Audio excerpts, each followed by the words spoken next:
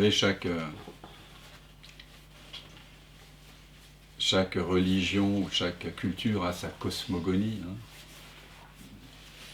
Nous, je dis nous comme ça, mais peut-être vous ne faites pas partie, vous ne vous sentez pas affilié à l'Occident, mais disons qu'en Occident, on a dans une partie de l'Occident, on a cette cosmogonie d'Adam et Ève, quoi.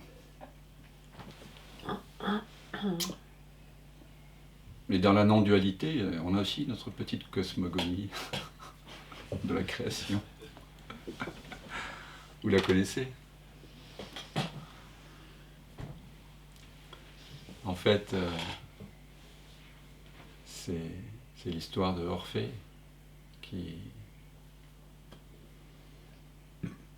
qui rêve qu'il est Eurydice. Et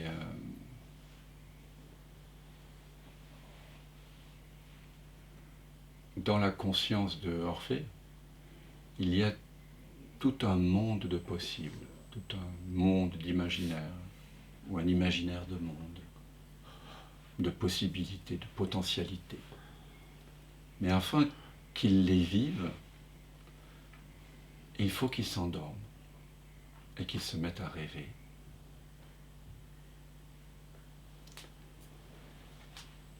Et donc il va rêver qu'il est Eurydice. Mais quand il rêve qu'il est Eurydice, il a oublié qu'il était Orphée. Et donc il rêve un monde aussi, un monde, voilà, peut-être de dieux, de demi-dieux, de naïades, toutes sortes de choses, en Grèce. Une Grèce mythologique. Et en tout cas, pour qu'il perçoive ce monde et qu'il interagisse avec ce monde, il faut qu'il oublie qu'il est Orphée. Il faut qu'il ait un point de vue particulier, localisé, dans cet apparent monde, qui va se nommer Eurydice. Orphée rêve qu'il est une femme qui est Eurydice et une fois qu'il a oublié qu'il était Orphée et qu'il rêve qu'il est Eurydice, alors le monde lui apparaît comme étant fait de matière. Vous savez, cette chose mystérieuse dont on a parlé justement en Grèce il y a 2000 ans, qu'on n'a jamais trouvé, dont le monde se serait fait. Et Eurydice s'expérimente elle-même comme étant une conscience, mais une conscience séparée de ce monde qu'elle perçoit. Voilà le mythe de la création non duelle. Mais alors il est possible qu'au cours de son rêve, tout d'un coup elle se pose la question, qui suis-je? Qui suis-je vraiment? Sait-on jamais? Et que soudain elle s'éveille.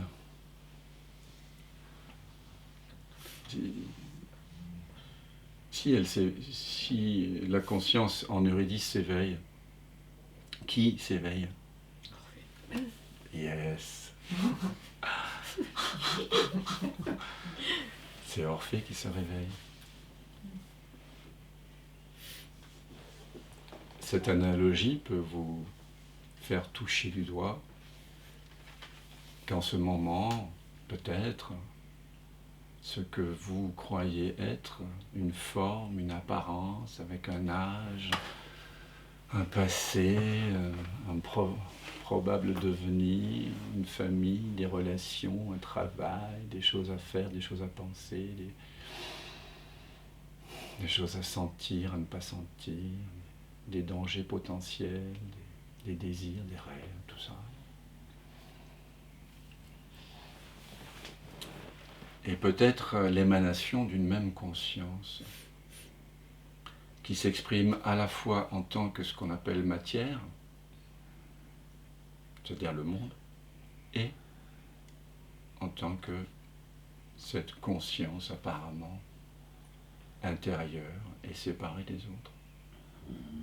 Car lorsque Orphée rêve qu'il est Eurydice qui fait une petite odyssée dans le monde de la Grèce antique,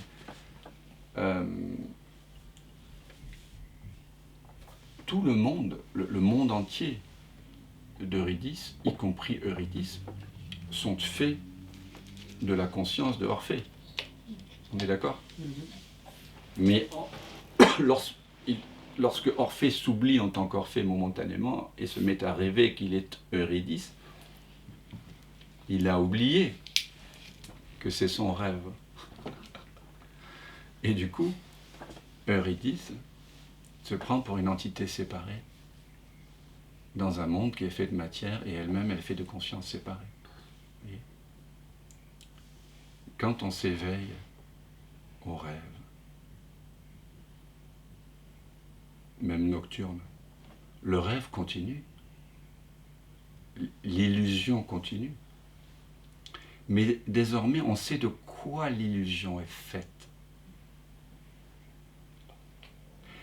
Une illusion, c'est quoi? C'est quelque chose qui prétend être quelque chose que ça n'est pas. D'accord? C'est très différent de quelque chose qui est irréel. Une illusion, par exemple, un mirage dans le désert, est une illusion en tant que on pourrait croire que c'est une oasis avec des cocotiers et de l'eau. Si on pense qu'on va aller s'abreuver de l'eau de l'oasis, du mirage, on ne pourra pas. Par contre, il y a une réalité substantielle de ce mirage. En fait, le mirage, il est fait d'eau et de vapeur d'eau et de lumière. Il y a bien une réalité au mirage, vous comprenez? À l'illusion. Quelque chose qui serait irréel, ce serait la quadrature du cercle. Et ça, c'est pas possible. Donc, si vous vous éveillez au cœur de votre rêve nocturne, ou celui-ci, vous comprenez que c'est une analogie par rapport à ce que nous vivons ici, soudain vous réalisez au cœur de votre rêve que votre apparente personnalité séparée, votre apparent corps, vos apparentes pensées et tout le décor que vous percevez, les personnages, les dragons, les princesses, comment ça s'appelle, les licornes, mes filles rêvent beaucoup de sens, les licornes. Je sais pas si c'est dans l'air du temps, mais en tout cas, cette féerie là qu'on rêve, au cauchemar, mais c'est fait de la même substance. Il n'y a pas de séparation. Et donc, l'illusion, entre guillemets, continue, mais comme vous savez qu'elle est faite de ce que vous êtes réellement et à quoi vous vous êtes éveillé, ben ça change la donne complètement. Parce que vous n'avez plus peur. Voyez, c'est un jeu, c'est léger, c'est magique. Comme quand vous vous éveillez au cœur d'un rêve nocturne et que vous savez que vous êtes en train de dormir dans votre lit.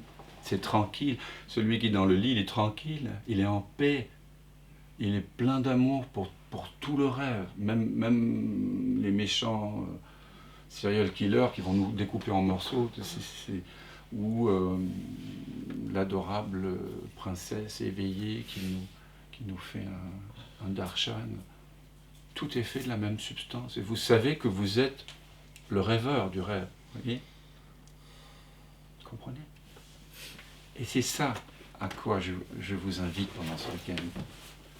C'est réaliser que vous êtes ce rêveur qui prend la forme de ce rêve-ci. Il n'y a pas de conscience séparée, individuelle. On peut le croire, et on l'a longtemps cru. Et cette croyance, elle est source de souffrance. Et elle est inutile. Tant que l'on croit qu'on est une conscience séparée, notre vie va être au service de deux peurs. Et toute notre vie sera assujettie à ces deux peurs. C'est la peur de mourir, parce que le rêve va se terminer. Hein. Ça, c'est clair. À un moment donné, donc la peur de mourir, et également dans ce rêve, vous vous sentez séparé des objets, des autres, entre guillemets autres, que vous croyez être autres et différents de vous. Et donc vous sentez aussi un sentiment de séparation, et donc de manque. Et donc dans votre rêve, votre préoccupation fondamentale et incessante, ce sera de vous alléger de ces deux peurs. Il faut que je dure le plus longtemps possible. Hein, j'essaie de faire durer éternellement le rêve, alléger aussi la peur du manque. Hein. Parce que tant qu'on se prend pour une personne séparée, on ne peut retrouver qu'un peu de paix, d'amour, de joie, de liberté, qu'en accumulant des expériences favorables, entre guillemets, et à travers, on va dire, la réalisation de certains désirs personnels. Mais on voit bien qu'à chaque rencontre, à chaque accumulation matérielle de savoir, la paix qui se révèle lorsque le désir s'éteint momentanément ne dure pas. Et donc c'est une sorte de course-poursuite infernale, quoi, dans le rêve. Et donc voilà. Ce qu'on partage aujourd'hui, c'est le claquement de doigts. Hein. Voilà. On s'éveille. Ça, c'est un rêve, c'est ok, il continue. Il y a toujours les amis qui sont là. On est toujours dans le 19e à Paris, quelque part. Voilà, on est, je sais pas quel jour, le 10 février 2024. Voilà. Ma famille semble être là-bas, mes amis là, mon passé, mon futur. Et en même temps, non, je suis conscience, je suis la présence de la conscience. Et tout ceci, toutes ces sensations, toutes ces perceptions, ces couleurs, ces formes, ces odeurs, ces goûts, ces pensées, sont en réalité l'émanation d'une même et seule conscience que je me sens être lorsque je me pose profondément la question « Qui suis-je » et que le « je » que je suis se rencontre lui-même et cesse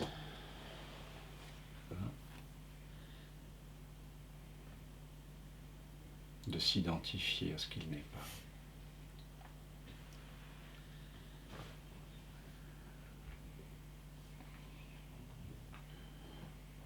Vous voyez, voilà la cosmogonie de la présence. La cosmogonie de la science, c'est que, eh bien, un jour, il y a eu, c'est une histoire qu'on raconte depuis une cinquantaine d'années, il y a eu le Big Bang, et tout d'un coup, il y a eu une première génération d'étoiles, puis elles sont mortes, il y a eu une deuxième génération d'étoiles, et de galaxies, de planètes, et puis pouf, à un moment donné, un soleil avec 7-8 planètes qui tournent autour, et miraculeusement, il y en a une qui se trouve à une certaine distance, avec une lune qui est apparue parce qu'une comète a fracassé la Terre, et les morceaux ont créé une lune autour, et paf, la mer, l'eau, paf, les poissons, les mammifères, le singe, selon les versions, il y en a de plus ou moins sympathiques. Le singe aurait mangé dans le caca des substances hallucinogènes. Le cerveau a grandi, j'aime bien cette cosmogonie-là. Regardez sur Fantastic Fungi Netflix, j'ai des bonnes références. Et tout d'un coup, paf, la conscience, l'humain la conscience humaine. Hein. Et donc la matière, oui, aurait créé la conscience. Donc il faut manger du caca. Hallucinogène. Hallucinogène. Non, parce qu'il y a des champignons Non, c'est pas là-dedans. Ah, il y a des champignons. Il y a des champignons là-dedans. Juste les champignons, c'est vrai. On Parce peut pas que- séparer les parce champignons que- du caca. Parce que ils ont mis leur nez dans le caca parce qu'en fait ils pistaient des animaux. Mmh. Ces premiers hommes, vous voyez. Donc ils ont sniffé des champignons hallucinogènes qui peut-être ont eu la faculté de Que les biches avaient- créer des arborescences nouvelles dans le cerveau. Bon, toutes ces histoires, voilà, il y en a un certain nombre, mais vous voyez que C'est ce qui va se passer cet après-midi, ça. oui, nous allons peut-être mettre le nez dans le caca. Parce que c'est aussi une voie. Voilà, de faire l'unité avec le caca, hein, qui veut dire le mauvais, hein, en grec je crois. Hein, et peut-être qu'on pourra voir aussi dans la voie du senti, que, en faisant l'unité avec tout ce qu'on a rejeté comme étant mauvais, Alors, vous n'allez pas aux toilettes, on va vous gardez tout. transfigurer en amour. Une petite gamelle. Même pas peur. Vous voyez, Faut plus la tirer non-dualité la chasse. nous amène dans des arborescences assez étonnantes. Vous voyez, j'ai rien préparé. Hein. Ça se voit, je pense. Et en même temps, on peut aussi voir que tout ça, le miracle, c'est peut-être pas que l'univers ait créé la conscience, hein, que la conscience ait émergé de l'univers. Peut-être que le miracle, c'est que la conscience que je suis, que vous êtes, fait naître, surgir l'univers maintenant. Là, regardez. Tout ce que vous percevez, ce que vous entendez, ce que vous goûtez, ce que vous humez, ce que vous pensez, ce que vous sentez, c'est une mise en vibration de vous, de la conscience.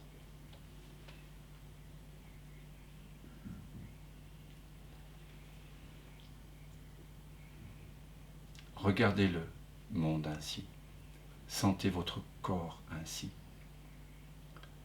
Entrez en relation avec les pensées qui ne sont même pas les vôtres ainsi. Tout est une sorte de création spontanée, voilà, mais qui surgit de la mise en vibration de ce que vous êtes vraiment et qui est avant toute chose, et qui rêve. Tout ce que vous percevez, c'est le rêve. C'est pas réel. Donc on dit souvent c'est une illusion. Mais c'est une illusion qui est faite de la réalité. C'est pas pareil. Parce que du coup, cette illusion, eh ben, vous en prenez soin. C'est vous. Et pourquoi est-ce qu'il y a Pourquoi est-ce qu'il y a le mal? C'est une question qui revient souvent. Comment c'est possible qu'il y ait les massacres qui sont perpétrés en ce moment du côté de la bande de Gaza et d'Israël, en Ukraine, en Russie, à plein d'autres points sur le globe, à plein d'autres endroits. Comment ça se fait qu'il y ait ce mal? C'est évidemment qu'on a oublié qu'on est l'autre. Parce que si vous savez que l'autre est vous-même, vous ne pouvez pas faire du mal à quelqu'un, parce que vous vous faites mal à vous-même. Donc quand on fait du mal à quelqu'un, c'est qu'on croit qu'on peut profiter, que la conscience, qu'on ait une conscience individuelle, et que cette conscience individuelle n'est pas touchée par le mal que je fais à l'autre.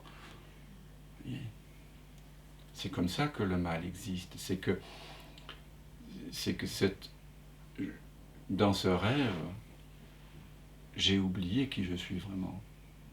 Voilà. Et quand vous, tout d'un coup, vous vous souvenez, et bien à partir de ce moment-là, l'apparent personnage que vous incarnez commence à réaligner ses comportements, ses pensées, sa façon de vivre, en relation avec cette connaissance qu'il a de sa vraie nature. Et donc forcément, le mal ne peut apparaître, ce qu'on appelle le mal, c'est-à-dire des façons non éthiques de vivre en relation les uns avec les autres, avec la nature aussi, hein, on le voit dans cette fin de monde hein, qui s'annonce en accéléré, la relation qu'on a avec les animaux, avec même les objets, etc.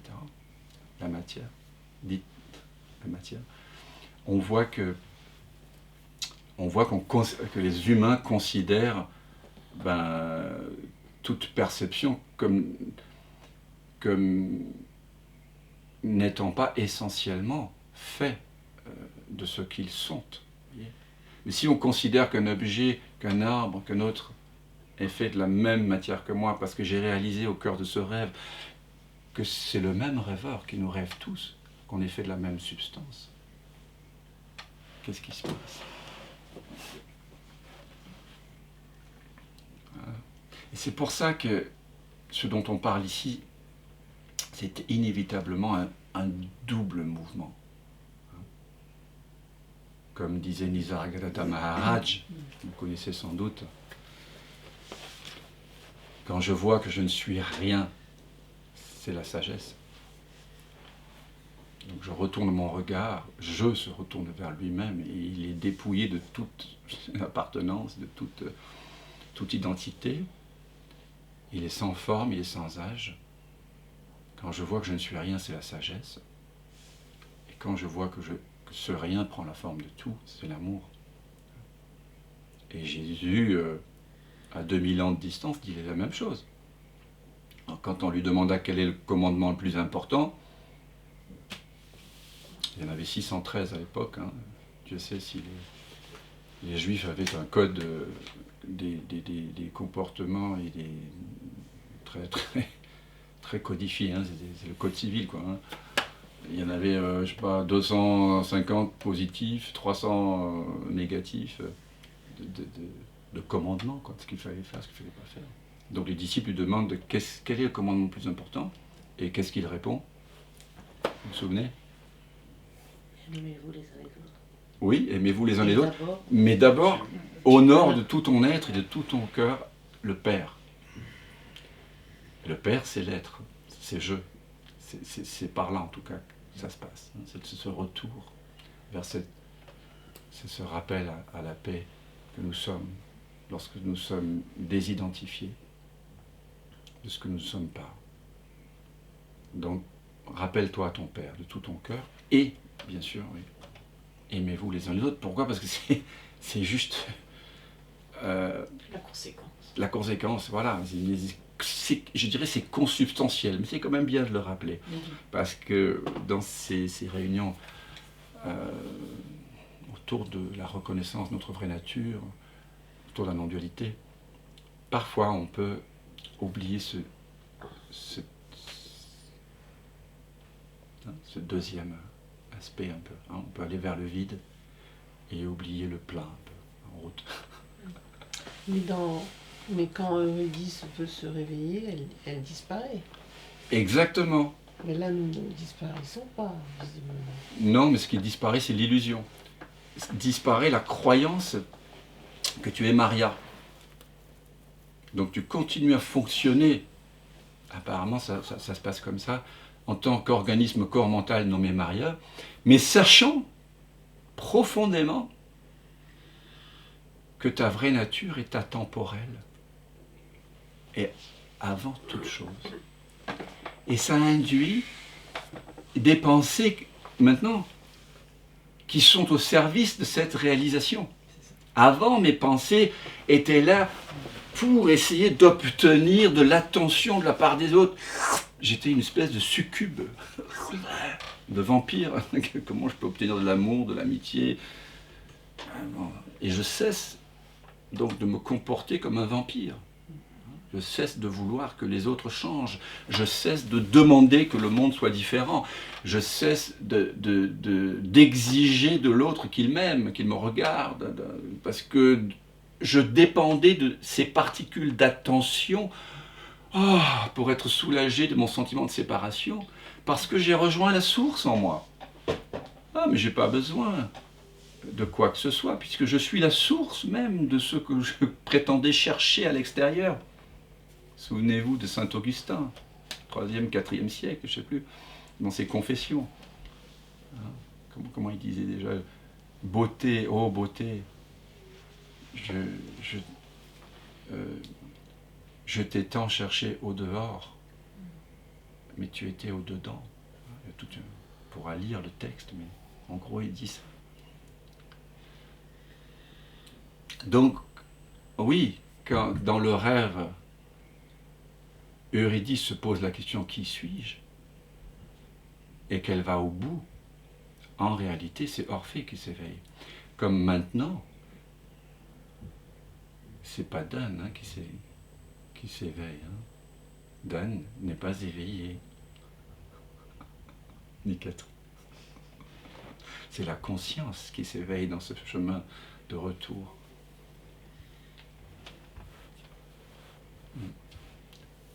Et on continue à fonctionner, et désormais, les pensées vont petit à petit se conformer, s'aligner en rapport avec cette source. Vous voyez?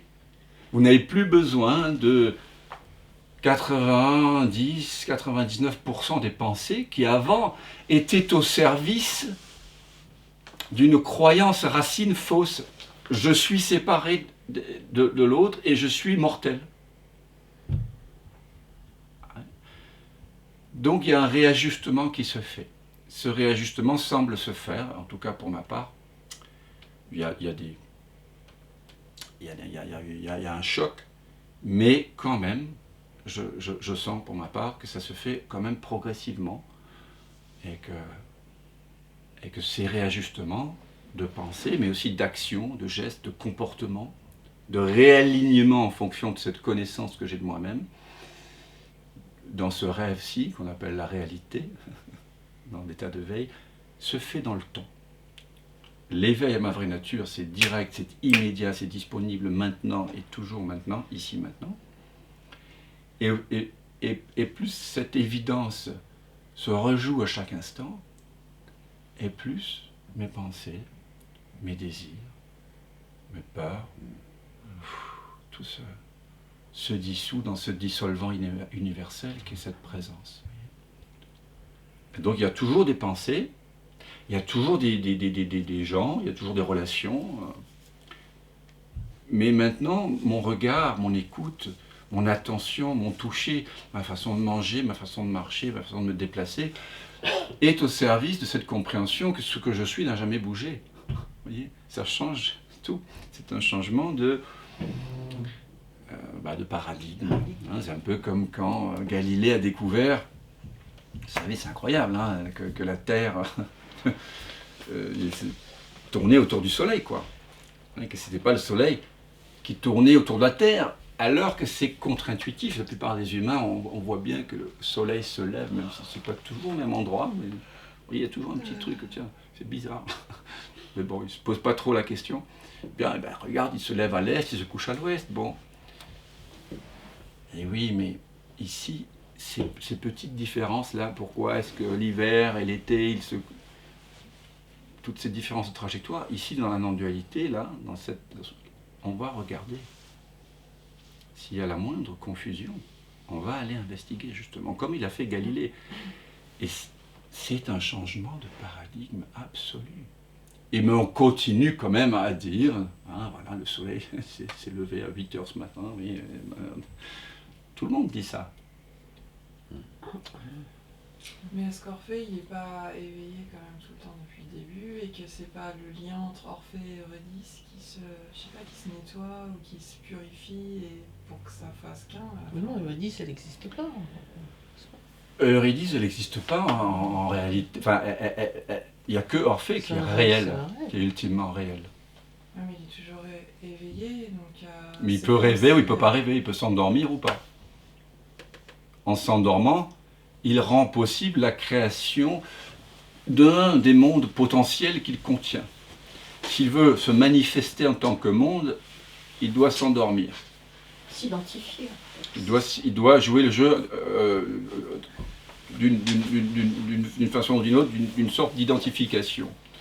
Mais en même temps, cette identification permettra aussi de jouer à s'éloigner de lui-même pour ressentir la souffrance, pour ressentir la nostalgie, pour ressentir l'effroi, et aussi des retrouvailles, se retrouver avec lui-même, pour la joie de se retrouver. Donc on peut dire que c'est un jeu.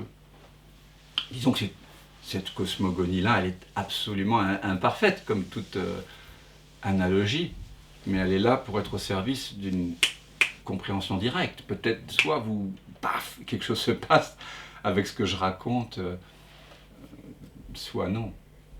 Mais il n'y a pas de...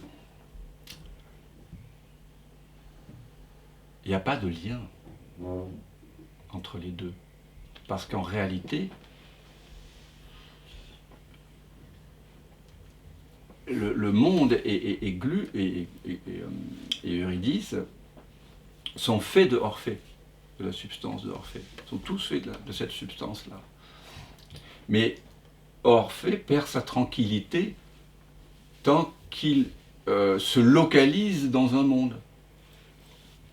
Il faut qu'au cœur de ce monde où apparemment il est localisé, il se souvienne qu'en réalité il est le ici et maintenant éternel qui lui n'est pas localisé dans le monde, dans le rêve, mais qu'au contraire le rêve est localisé en lui. Est-ce que c'est pas tout le jeu de cette création d'une façon qui serait à la fois duel et en même temps tellement parfaitement créée que quelque part, sans la manifestation, il ne pourrait pas y avoir la prise de conscience de la conscience. On pourrait dire ça. On pourrait dire ça d'un côté. Et en même temps, comment la conscience ne serait-elle pas consciente d'elle-même? Elle est, c'est juste ça. Elle est. Mais quand on dit qu'elle est consciente d'elle-même, c'est pas en tant qu'objet, c'est en tant que sommeil profond, dans un non-savoir absolu en fait. C'est une pure connaissance, sans division entre un objet et un sujet. Si elle veut se connaître en tant qu'objet, elle doit rêver. Exister comme manifestation. Comme manifestation. C'est ça. Mais comme la manifestation... elle n'a pas de... Pardon. Mais aussi comme la manifestation, qui veut se connaître en tant que conscience, doit faire... On dirait que les deux chemins vont se rencontrer à un moment donné, mais qu'il y a un truc, tu vois. Parce que finalement, c'est hyper subtil, enfin, c'est de plus en plus... Comme tu dis, il y a un choc, et puis après, il y a des choses qui se mettent en place, qui se purifient, qui se nettoient, qui à plein de niveaux différents. Ouais. Et ce travail-là, c'est comme si ça devenait de plus en plus subtil. Et à un moment donné, entre manifestation et conscience, finalement, il y a de séparation, quoi, j'ai l'impression. C'est comme si les deux vont se rencontrer. C'est ça. Eurydice et Orphée. C'est ça. C'est ça. Shakti et Shiva, j'en sais rien. Oui, voilà. Le nom Orphée m'est venu par hasard. Mais... C'est pas pourquoi. Jusqu'ici, je t'en avais jamais entendu parler. Pas. J'ai perdu mon Eurydice, nul n'égale mon malheur. Et c'est qui dit ça? C'est Orphée. Attends, Non mais là dans l'analogie que je présente, Orphée, voilà. Il n'existe plus là, Orphée, il a perdu son Eurydice. Dans l'analogie que je vous présentais là, Orphée représente la conscience qui s'endort. Hein. Oui. On a cette représentation aussi, hein, bien sûr, hein, c'est la même que finalement dans l'Advaita Vedanta, dans la tradition hindoue, où le dieu Vishnu est allongé sur le serpent Ananta et rêve la manifestation. Hein. La manifestation, le monde, le Big Bang, les 13,8 milliards d'années pour arriver maintenant, tout ça c'est le rêve de Vishnu. Hein. Voilà. Mais bon, n'oublions pas le...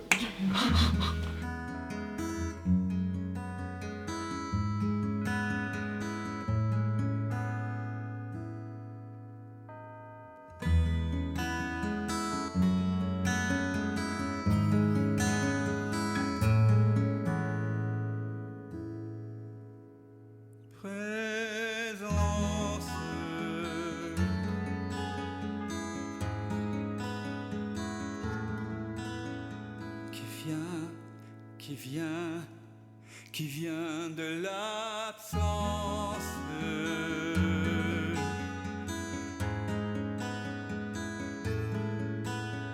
Qui se rêve présence et donne naissance à ce grand rêve qu'est l'univers et que l'on nomme la vie. Mais la vie, c'est quoi? C'est quoi? La vie n'est que danse, évidence de l'unique présence. Et tout prend naissance en toi qui jamais ne commence.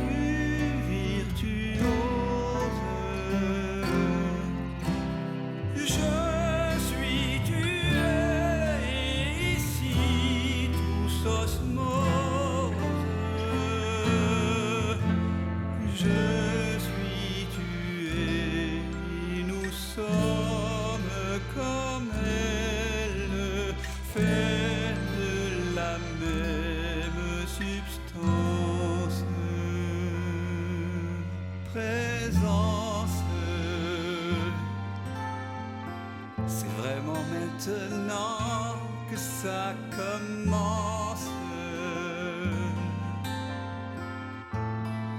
je m'émerveille en ce silence. Tout naît, tout meurt dans la présence.